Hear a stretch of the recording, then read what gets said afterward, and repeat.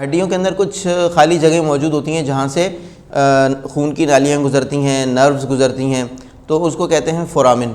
तो इस तरह के दो फोरामिन्स की मिसालें आपके सामने हैं। एक तो फोरामिन है जो कि हिप बोन के अंदर होता है, और यहाँ पर जो है ना यानी इसमें से गुज़र रही होती है शियाटिक नर्व। एक नर्व है जो रीढ़ की हड्डी के जो आखिरी के मोहरे होते हैं ना लंबर रीजन के, L4 L5, उनके दरमियान में से निकलती है, कुछ L5 S1 में से भी निकलती हैं, पूरी लंबर रीजन में से निकलती हैं नर्व्स।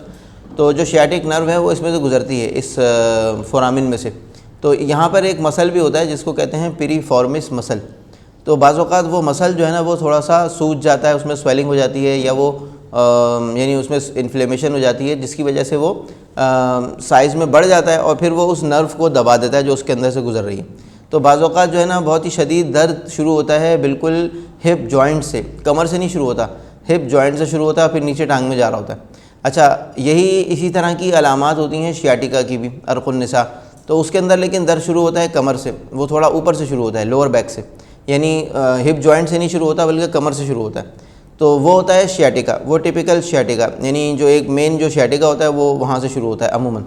और ये जो दर्द शुरू होता है सिर्फ हिप जॉइंट से, और उससे ऊपर कमर में दर्द नहीं होता, लेकिन नीचे टांग में दर्द जा रहा होता है, पूरी टांग में खिंचाव हो रहा होता है, और पैर सुन भी होता है बाज़ औक़ात। तो ये अलामत होती है इस बात की कि नस दब रही है, नस जो है ना वो शियाटिक नर्व जो है वो दब रही है, लेकिन वो कहाँ दब रही है? हिप जॉइंट के ऊपर, पिरीफॉर्मिस मसल की वजह से।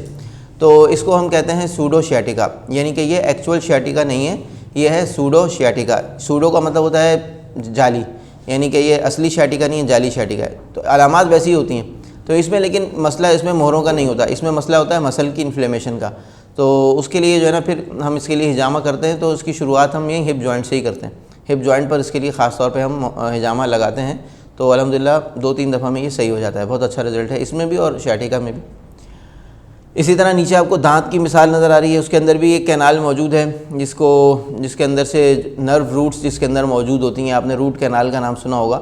तो डेंटिस्ट जो रूट कैनाल करते हैं तो वो इस कैनाल के अंदर मौजूद नर्व की रूट्स को, उसकी जड़ों को घिस घिस के ख़त्म कर देते हैं, ताकि उसके अंदर से सेंसेशन ख़त्म हो जाए, महसूस करने की सलाहियत ख़त्म हो जाए और वो बेहिस हो जाए, ताकि दर्द ना हो आपको। फिर उसके अंदर वो फिलिंग करके और कैप लगा देते हैं। तो ये जो है ना ये भी एक फोरामिन की भी मिसाल है कि ये भी एक तरह का सुराख है जो कि इसके अंदर मौजूद होता है दांतों के अंदर।